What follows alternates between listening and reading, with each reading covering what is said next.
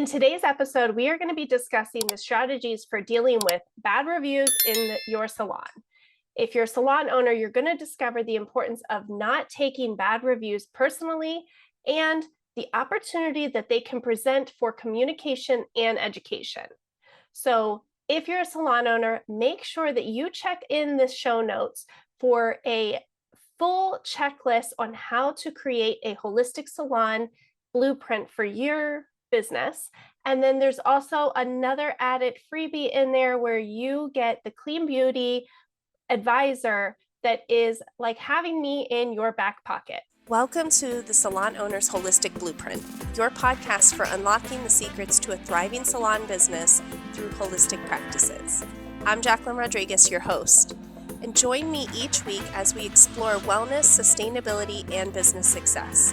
Everything from attracting conscious clients to adopting eco-friendly practices. We're going to cover it all to elevate your salon business. Hello, and welcome back to the Salon Owners Holistic Blueprint podcast. And today on our series with Kate and Lindsay, we are going to be talking about how we each deal with bad reviews. This is definitely a juicy topic because I know that we all get them some point in time and we all deal with them so differently. So thank you both for being here, and I'm excited to dive into this. So who would like to introduce yourself and start? Sure. Hi, my name is Kate. I'm the founder of DIP. We make sustainable hair care in bar form that's starting to hit salons all around the country. Yes, it's amazing. Oh, go ahead and you just go. No, I want to shorten my spiel. Tell us who you are. I'm Lindsay McCoy. I'm the CEO and co-founder of Plaine Products, and we sell salon quality personal care in aluminum bottles and also bulk containers. And we take all of those containers back and wash and reuse them. And they're both fabulous. And I would love, Kate, go ahead and start with how you deal with a bad review. Yeah. So with bad reviews, I mean, we all get them, even though I think everyone that when you start a salon or you start a brand, you put your heart and soul into trying to make the best thing that you can make, even though that's the intention of when you put something out there, like no matter what, it's going to fall flat for some people. That's just the nature of having over 300 million people having access to your stuff and everyone having an opinion. For me, I try and always think of them as misunderstood reviews. It's not that it's bad. It's that there was some kind of disconnect in expectations. There was a disconnect in, value, something there from what I thought I was putting out and what that person received. And so when it comes to bad reviews, which thankfully are like few and far between, I have to put myself in the position of what it would be like to shop on my site, right? Like, so they came to my site, they saw the most expensive, annoyingly expensive bar shampoo and bar conditioner there. They took a chance and they were just like unhappy. And my thing that I try and remember is like, that's gotta suck, right? Like if you have spent all of this money and you really like took a leap of faith and trusted everything that everyone else was saying about the product and then came in and it fell short for you. And so what I try and do is always over apologize. Like this, I think of like hospitality, right? When something goes wrong with a hotel room or something, any of those things, or in a restaurant, like you just overly fix the problem and overly apologize. And it's not that the customer is always right, but the customer is like right in how they feel because no one can tell them otherwise, Yeah, they have valid feelings. Yeah. Yeah. It's hard though to separate it's hard to separate yourself from your work though. And very hard not to get defensive. And I'm sure that must be incredibly true for stylists as well. But I think, for Kate and I both as co-founders, it is hard not to take things personally. And that's always my first thing is like, okay, like separate that before I do anything else. Like, what are you doing? Yeah. And then I also just see them as an opportunity for some communication and some education. I mean, obviously, not every product is going to work for every person, period. But there are some times that you can say, hey, like our product's aloe based. did you make sure to add a lot of water, and really get a good lather? Or did you leave it in for a little bit? It's natural. It takes a little bit longer than some of the chemical products. Or maybe you're really just used to your hair being stripped and this is what it feels like to have it not, that there is also a lot of like, definitely the feelings are valid, but sometimes there are opportunities to do some education, even if it's not to that person. I mean, we also just kind of try to leave comments under reviews on the sites of like, I get why you're saying that. Here's a few things, so that as people are reading reviews, there's some responses there and some education along with that. Yeah, we try and do that too. We try and respond to reviews, but it's I don't want to only give attention to the bad reviews. Do you know what I mean? Yeah, course. Yeah. Like, But I was going to say, like, when we do respond, like, it's really, really, really important to respond to the good ones and to the negative ones, and respond in a sense of compassion and trying to solve the problem. Because I know, I thank goodness, knock on lots of wood, I've only had like 2 bad reviews in the 24 years that I've been doing this. So I'm very, very grateful. And those 2 bad reviews rocked my world because they happened before I was able to like really know how to handle them. And it did. I took them as a personal attack. Like, I cried for hours. Again, this was a long time ago, so it was before I knew how to handle them. And it was a very personal attack, it felt like, on me. And I realized that it was a breakdown in communication, especially for stylists, where we're sitting down with the client. We're the professional. It is our responsibility to communicate with our clients. And we need to learn how to communicate in a way that they understand, because they're not hairstylists.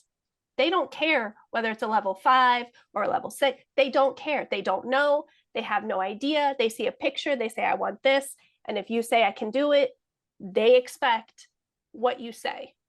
And that's where, like, it's really important for my salon and for the academy, like, to break down a consultation and that communication part and explain in a way that they understand. And then when we've explained and we think that they've understand, then we also reiterate what we are talking about and go back to the points of what the real true expectation is. And like you, Kate, I mean, I want to under promise and over deliver. So I will always over explain, like, this is what we can expect. I may or may not be able to get you to where you want to be. I will try my hardest, and this is probably not doable. And I think it's really comes down to that whole communication piece. And then when something breaks down in that communication piece, to stand in their shoes. Like, we spend a lot of time, a lot of money, and we have high expectations, especially because of social media and Pinterest. Love and hate Pinterest all in the same breath. And really, those expectations from the clients, it's our responsibility to educate them on what is possible and what's not. And I think that that's such a huge part of it, because the client's feelings are valid and we have to, like, put ourselves in their position. Yeah. Have either of you ever written a bad review for someone? I don't know if I've ever done that. No, one time I went on Twitter and I was very angry with AT&T. No, Sprint, whatever, one of those phone companies. And I was just like, I'm not, I can't get through to anybody. I keep getting hung up on, like, don't waste your time. I was very upset. And I think that's the only bad review I've ever put out there. Maybe on a survey said like a customer service person was not helpful because they were not. But to act, it's not really in my DNA to actively seek out and like give negativity out in the world. And then on top of it, I do think it's important to communicate when you've had, a problem. I mean, I do like to know when there are issues, but I think, there are ways to handle that are not like posting to the world. I mean, certainly I want people to let us know if they didn't get the right thing or it's late or, we'll try and do what we can. But, I would much rather somebody contact me. And that's what I try to do is just contact a business directly and be like, hey, this is going on, not like letting the world know my frustration, on the interwebs. Yeah. No, I just philosophy. I just had a memory unlocked. I did write a bad review once, but it was very, very, very it was deserved. I had this like formal event and and it was at a salon actually. And I was getting my eyebrows waxed for the event and everything was kind of okay. And then they asked me if I wanted to do my lip and I said no. And they did it anyway. And they burnt a big, Oh, piece of like Hulk Hogan mustache on my before an event. face. And it was so tender and bubbly. This was like 6 hours before the event. By the time the event came around, it was like, I just had like this like 3-dimensional bubbly mustache. And that memory just got unlocked for me. It was like, like a long time ago. Oh, no. That is the first time I've ever written a scathing review because they asked, I said no, and they did it anyway. And once it's on, there's nothing you can like do, No. Oh my And gosh. I don't, I didn't think I needed it. I guess they made a different assessment, but that was one of the first times and last time. That feels like valid feedback. Yeah. Yeah, I couldn't put makeup on it either. Like I had to like ice it. It was one of those things where I had to like powder dust it from afar and hope that like no one came close to But me. again, I mean, I think it's something that salon owner probably needed to know that their, employees were doing things they shouldn't be doing. I mean, I think there is an important place for feedback and, just letting people know what's going on. It's just how you handle that in the world. I mean, certainly it's important to hear things and so we have a chance to improve upon them. I mean, I don't want everybody to pretend like everything's great if it's not great. Yeah. But there's a lot of different ways to do it. That's the whole thing is I've had so many clients sit in my chair and say like, yeah, this is great. And I will tell them straight up, like, talk to me. I'm not going to be angry. Like, tell me if this is not what you want. If we're not on the same page, talk to me. Right. And I also know because I've experienced it and I've seen other beauty professionals not be so open that it's not always the easiest thing to reach out and say, hey, I'm not super happy with this because they don't know where to go with it. Because I have had like, I'll reach out and feedback is important and I get my head bitten off. And that's not okay either. So right. there has to be a safe space. And that's really what you're creating is a safe space for people to respond, give you feedback, tell you what's going on, and gives you a chance to make it right for that client. Or like you said, Lindsay, educate them. They just may not know that they can do it this way instead of it like being crazy and annoying. There's an easy way to fix it. But if we don't know any different, then there's no way we can help you. And there's tons of clients who have literally, maybe they don't go on and review and put it out there for everyone, but they'll leave the salon because they feel like they can't go back. They're not safe and they don't want to say anything. So there's something to be said about that too. It's like, really, what kind of environment are you creating so that you either are getting a scathing review or creating a safe space where people can communicate back and forth with you. Thank you for joining today's episode.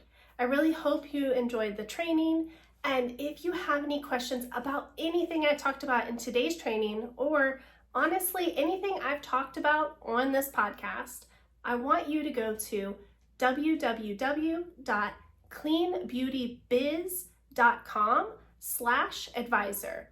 Or you can click the link in the show notes where you can ask me any questions you have about this episode or anything else that I have covered on this podcast. Again, that link is www.cleanbeautybiz.com. And this amazing little tool allows you to get your specific questions answered by me 24/7. To Kate's point earlier, I do think it is important to make things overly right. Because again, even if somebody's not still going to be your customer because it didn't work, you still want them to say, oh, the products didn't work for me, but they handled it incredibly well. They seem like a great company. You should give them a try, as opposed to, I think there's some businesses like, oh, they're not going to buy from me anymore anyway. Who cares what they have to say? Like, Yeah. good look in the world. Yeah. One time, like it's happened maybe twice, that because we have the mini size shampoo and conditioner bars. I've had two instances where people gave us bad reviews, right? Like they were like, it's not really working. And I would go and see who they are, and I see that they have like so much volume to their hair. And my move there is just like, they're not going to work for your hair. I absolutely know they're not going to work for your hair. And I know you had a bad experience. I can tell because you have like the most beautiful giant head of hair I've ever seen. And like, I can get away with using the minis because I don't have like a lot of hair, even though it's long. But certainly it's the challenge with bars, right? The smaller you make them, the worse the experience is. So like but you can't make them too small that they're just kind of like unusable. But then if you make them a little bit too big on the small side, it's just there's like a math to it that doesn't, it's hard. And with both of those customers, I, instead of just refunding them, I sent them the big ones as replacements. And in both of those scenarios have been long-term customers. So like, it was absolutely the size that was holding me back from liking it. And I think to Lindsay's point before, it's like this learning opportunity, or this on both of our sides, right? Making sure that someone in our copy, it's very clear that if you have a lot of volume, this isn't the right route. Like, we actually changed our return policy on that, set of reviews, because I knew that I didn't want someone who had a lot of volume to be scared of the bigger investment, because I was sure that they were going to have a great experience, but I'm also sure they're going to have a terrible experience if they go small. So there's something cool about that kind of, and I think we talked about this before, this relationship we all have with our customers, because we're smaller and that we're easy to reach and easy to find. And we do, I know all three of us genuinely care so much about our customers or clients, whoever. And that's how we run our businesses. And I think sometimes when people are reviewing, especially with brands, they assume like brand big business, like not brand. There's like a couple humans on the other side of this, like reading it and absorbing these reviews, Do you have that experience too, Lindsay? This episode is brought to you by the Green Beauty Community, a vibrant, exclusive platform dedicated to connecting individuals and brands who share a passion for sustainable beauty. They strive to inspire, educate, and empower each member to make informed choices that celebrate beauty while respecting our planet. Become a Green Beauty advocate by joining the community today. Help us transform the beauty industry.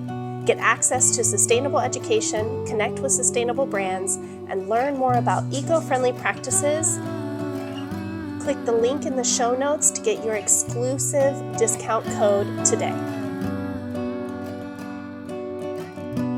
Yes. I mean, certainly I do think that mega corporations have both ruined everybody for giving feedback, because I think people have been so frustrated for so long that they were ignored, or that, nobody ever got back to them. That's part of like that anger in the first review, is like, I know you're not going to listen to me, but blah, blah, blah, blah, blah. And then when you come back and you're like, oh, I'm so sorry. People are like, oh, Yeah, they never believe it's you. Yeah. Somebody's actually responding to me. And I think the other thing, and what I love about what you said, is like, you can't be all things to all people. And as a small business and as a stylist, if you acknowledge that up front, if you say, trust me, you do not want bangs, right? Like, I mean, that to me is building that relationship even more. I think a lot of small businesses try and just, oh, it's going to be great. You're going to love it. Yeah, just try it. You're going to, and instead saying, look, you may not love this. This may not be the right thing for you, is so much more impactful, or saying, you know what, we may not be, you should try a shampoo bar, buy our lotion. Like, Yeah. having those honest conversations and not trying to trick people into things or give them something that they're not going to want is a much better way to create that long-term relationship. Well, I think it all comes back to the mindset of the beauty industry of just kind of selling you to sell you, and it's about money. And I noticed that when in the industry, being a stylist for so many years behind the chair for someone else, it was not really an option. Like, you couldn't say, hey, I don't think this is good for you. If we turned away clients or told them no, we could get fired. That's insane to me. And when I sit down and I talk to my clients now, I will tell them, like, I don't care how much money you throw at me. I am not going to take you from dark hair to bleach blonde in a day. It's not happening unless you don't want to have hair anymore. And I prefer to give you a great service, take it slow, and give you reasonable expectations, and make sure that your hair is healthy and not dry. And like, nobody wants hay feeling hair, but nobody talks about that. It's, oh, okay, you want this? I need money. Sit down. I'll give it to you. Who cares if you come back or not, or if you're upset, or I told you your hair was going to be dry. No, that is not acceptable. And it is that whole creating that relationship and that open communication. Because if we don't create that, then yeah, expect lots of bad reviews. Have you guys noticed in the beauty industry, lots of there seem like this new era of paid comments? You guys kind of seen that, like the comment farms of people, like either good or bad. You see, yes. you see them all the time now. And once someone pointed it out to me, now I can't unsee it. I think it's crazy. Like that's where we are right now, is like, there's either these comment farms, there's all these sorts of reviews. Lindsay, have you had competitors buy your stuff and write bad reviews yet? Not that I'm aware of. I don't think so, happily. I mean, again, knock on, no, I don't think so. I mean, certainly though, everybody's like, reviews are so important. So I can see how you could feel pressure as a small business owner to be like, oh, well, maybe this would be a great thing to just get a bunch of reviews. But I mean, you can tell. I mean, I agree. you can tell when people haven't actually tried a product and they leave a review. Like, it's just so generic that it's not useful. So I think, again, back to like the importance of authenticity versus just checking the box. Well, it makes such a big difference, because it is important to have those reviews, and it's important to have a system in place to collect the actual real reviews. Because I will say one thing with reviews is most people don't take the time to go on and write a great review. They might be happy with you for years and years and years, but it's just not something that, one, is important to them, which is valid. It's, what is it doing for them? And two, they don't think about it. They're busy. So it is important to have a system in place to ask for reviews from your clients so that you can gain the reviews, which helps your business, and positive reviews, because you're asking in a great way. And then it's also, like you said, you can tell if it's not authentic. Like, what's the point? That's like having all of those, followers, and half of them are bots, or they're creepy, weird people. Yeah, it's not the right people, and it does nothing for you.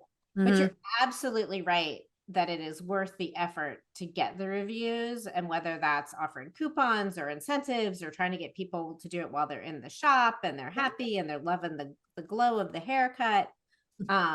It is well worth the effort to get people to engage in that way, because people want to see what people think. Yep. Yeah, I was actually really reluctant to bring reviews on our site, and it really had to do with my, not that I was scared of bad reviews, but more that I personally am so distrustful of good reviews anywhere. Mhm. You know, that I was like, well, I just imagined being myself shopping on my site. It was like I wouldn't believe any good reviews anyway.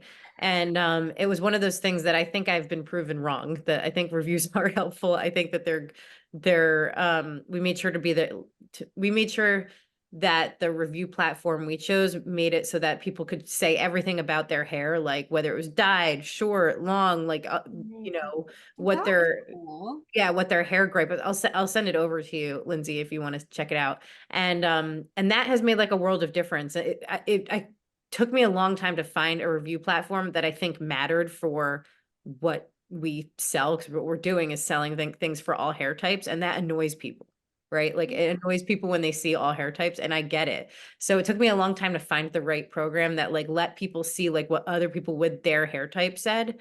And that's been the best. It's That funny. is so valuable. Yeah. That's super cool. I didn't even know that existed, honestly. And our web guy also fought me on reviews. He was like, you don't want to do it. You don't want to do it. Like humanity is a terrible cesspool of people. Like, just don't. And I was like, so good. And, you know, for the most part, they are. You know, and they want to support us and they want to say good things. We have to remind them, but they, you know, for the most part, it was really good. Every now and then I'm like, you know, you do see something, you're like, is this real? Like, but for the most part, it's been great. Yeah, Yeah. it's if I mean anyone listening, we use Yotpo. Do you know Yotpo? YOTPO. Yeah. Okay. And Yeah. when I was building it with them, we did all these questions in the beginning that help people see what other people like, what their hair profile is. That's And brilliant. yeah. Yeah, that's so awesome. I think our review system says like what kind of service they had. Yeah, You that's know, whether it perfect. was a haircut or balayage or whatever, so they can see what their experience is. And you know, all in all, I think reviews are amazing, and it's one of those things that as a business owner, just be prepared. You're not going to be for everyone. It's okay. I promise one bad review is not going to ruin your entire company. Yeah. It's okay. It pains me to ever publish the bad reviews, but we do it. Yeah. Really, really, except I had a competitor come in and just like buy like $200 worth of stuff and just write like 1-star reviews. I looked them up on LinkedIn and I was like, those are the only ones I didn't publish. They like really, really made me mad. Oh, I mean, it was like such like a scumbaggy thing to do and so unnecessary. You know, you leave like a digital trail. Like it's easy to figure out who people are if you have a little sleuthing skills, you know? And I found out who this person was because I was so like, how do you hate the bamboo box so much? Like, how could you hate it so much? You know, and so I it's one of those things where like you just have to deal with that. And of course there are people that just don't, you know, they're not that excited about our products. It happens to everybody. And just making peace with the fact that it happens to everyone is like a much easier way to live. But also calling out the brands that go and do unsavory things too. Well, I feel like there's a special place for anybody who goes and does that because it Mhm. does nothing. Doesn't help them sell more. No, it doesn't You help know? them. It's not going to hurt you because honestly, when it's like that, you can feel that People is know. like an off. Yeah, because Yeah. I truly believe in everything that we say or write, there's an energy Hmm. to it. And that energy is palpable. You can feel it. And whether you know that you're feeling it or not, I truly believe in that. So I just say, like, people are just insane. And that will come back to bite them in the butt. Yeah, I think so too. I hope so. Yeah, it will. It will. Yeah. Some way, somehow, it will. And it's just never good to be nasty like that. And we deal with nasty people all the time. There are people out there. And when you get really clear and you have educated well on your site, you communicating, you are being authentic, I truly believe you attract the most amazing people.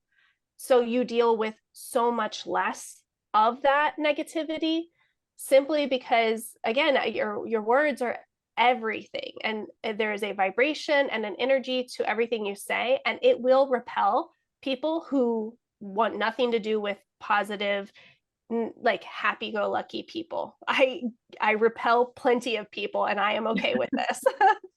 Yeah, that's a great point. That's it is the energy, as woo as it is, I do believe in the energy that you put out there is what comes back to you. And hopefully that negative energy is swirled around the universe and come back to them. It does. I believe it wholeheartedly. But I think this was a great episode. I like anything else that you want to end on? Sure. Well, if you're interested in trying dip, well, for your salon, we always send the first set of bars free to salon owners. All you need to do is go on our site, and there's a drop-down menu for wholesale, and just fill out the wholesale request form. And then I know you're an actual legit business, and I will send you, I'll send you a full-size shampoo and a full-size conditioner. Amazing. Yeah. Thank you.